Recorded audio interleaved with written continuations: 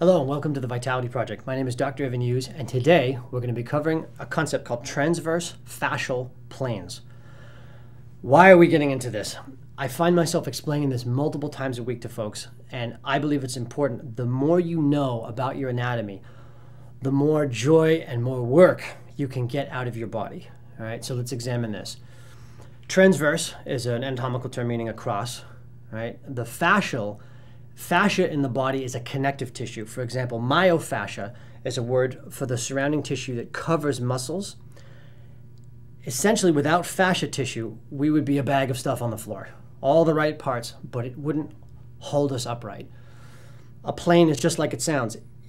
It's a roughly two-dimensional shape. It needs 3 dimensions to exist, but its primary usages have to do with manipulating this transverse plane and stabilizing it, okay?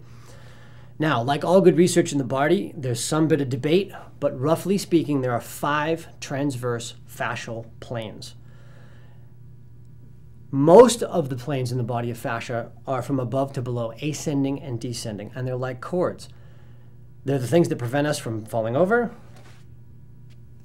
and help to hold us upright. Incorrect balance. Some of that are muscle contraction through the nervous system, and some of it are ligament structures through the spine, muscles like the psoas that run from above to below, right, and below to above. The transverse planes are involved in holding the cords together and steering them a bit, if you will, as a reflexive action. These transverse fascial planes are not necessarily muscular in function, even though there are muscles involved in how they connect and how they move, and some of them are made of muscle, but they behave more like the cords or the cables of a suspension bridge. If you imagine a bridge rocking around in the wind that has a bunch of cars on it and it settles from right to left, this is a lot of how these planes work. The first fascial plane is called the Tentorium. It's a form of the dura that runs between the upper part of the brain and the lower and comes around the center of the head where the TMJ or the jaw hinges to, the temporomandibular joint. A lot of forces that happen through the body affect how this masseter muscle, how these jaw muscles move. And an understanding of how to read your transverse fascial planes plays a whole lot in tension that we store in our face. The second transverse fascial plane is, one good name for it is the thoracic outlet. There's a series of tissues that connect to your collarbones, the top of the sternum, come all the way around to the first rib, and those tissues in between, which manage forces at the top of the rib cage and the movement of the shoulders. The third fascial plane is the diaphragm. Now, the diaphragm's prime function is breath. Comes down, comes up as we breathe out. But there is a reciprocal action in the tissues around that, particularly that's the bottom of the rib cage, that twist and shift back and forth like those cables. The fourth fascial plane is the pelvic floor. The experts on the subject of the pelvic floor are mothers. Any female who's carried a child has an intimate understanding of how the pelvic floor functions and reciprocates tension, vastly better than mine will ever be reading every book in existence. But everyone who moves needs to develop a relationship with their hips, and it holds our guts up, quite literally, and is responsible for dealing with force. And the controversial fifth transverse fascial plane is the meniscus of the knee. The meniscus is the jelly donut that exists between the lower and upper leg bones. It makes a figure 8-like shape, and it too has reciprocal actions like a cable responding to forces, right? So how do you use this knowledge? First of all, if you have misalignment in the body, a tension pattern, or the body is protecting itself, and it locks the chest, it will take plane number 2 and the diaphragm. They will become affected as the body tries to figure out how to continue to function in spite of it being in defense, in spite of there being a subluxation there, or a muscle spasm pattern, etc., or an injury.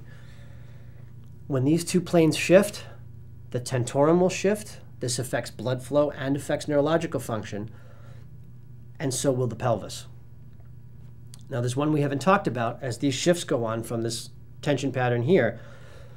When all 4 of those planes have torsion in opposite directions, or sometimes together, The one to take the brunt of it, according to gravity, is the knee. Now, in my opinion, as a 10-year veteran, as a practicing chiropractor, I think the knee is the best built joint in the entire human body. But it has terrible PR.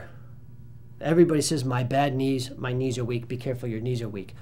I don't think so. I think that when you take a step, or you run, or you jog, or you kick, thousands of pounds of force are pressed through the knee. It does a miraculous job of holding us up all the time. The problem is when you have tension patterns in the upper portions of the planes, they're the one who eat it, so to speak. They're the last to compensate. And the knee is very strong when it takes force in a specific line that it was designed for.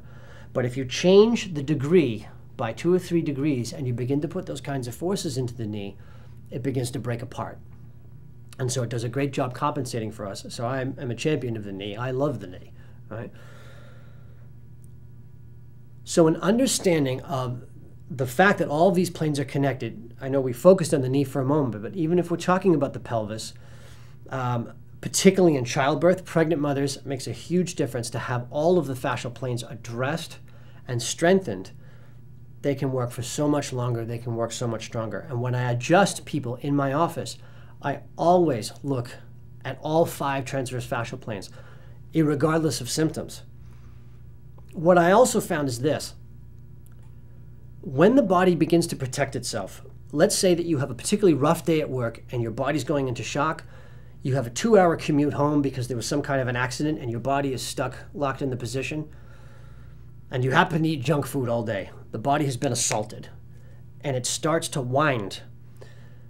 Everybody's individual pattern is different. And so sometimes your pattern begins in the pelvis, moves to the thoracic outlet, takes the diaphragm, the knee, and then the jaw. And then by the time the evening's over, all 5 of them are wound up. If you have a knowledge of where to look, or at least one place to look, because there are thousands of different combinations of patterns of how human beings compensate and protect themselves. But if you know that the transverse fascial planes are one of the primary, one that the body looks to all the time, you can start to imagine, my knee's getting a little bit tight. And then you check in with your hips. How are they?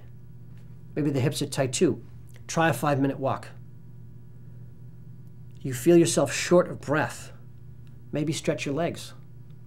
Because the shortness of breath and the diaphragm twisting may be the diaphragm compensating for an overtaxation of the knee. Maybe the pelvis. Perhaps you went to the dentist and you didn't enjoy the experience and your TMJ is locked down. And now all of a sudden the muscles of the head are tight because this fascial plane absorbed tension and then the thoracic outlet reciprocated, right? Again, the more knowledge you have about the human body, the more you can enjoy it and the more you can push yourself. This is also important to note where some people get adjusted by a chiropractor or they get some form of body work and they say, I feel worse here now. And they point to the level of their diaphragm. And what I've seen in almost every single case of someone who said they were hurt before is the chiropractor adjusted the pelvis and the thoracic outlet, but they didn't address the diaphragm connected to T12, the 12th rib, the psoas muscle, things connected there. So 3 out of the 4 fascial planes unwound and the last one became hung up. This can also happen if you start exercising and your particular, either your martial art or your ballet or your yoga unwinds one of the planes and it creates pain in an area of the body that wasn't there before. It doesn't mean there's a problem. You want to look closely and you want to listen to your body with every chance you get. But knowledge that when these planes change, this one has to change. In order for your knees to recover, these have to unlock. In order to relieve tension to the cranium, sometimes it needs to be addressed in an ascending method. All right? My name is Dr. Evan Hughes, and thank you for joining us for the Vitality Project.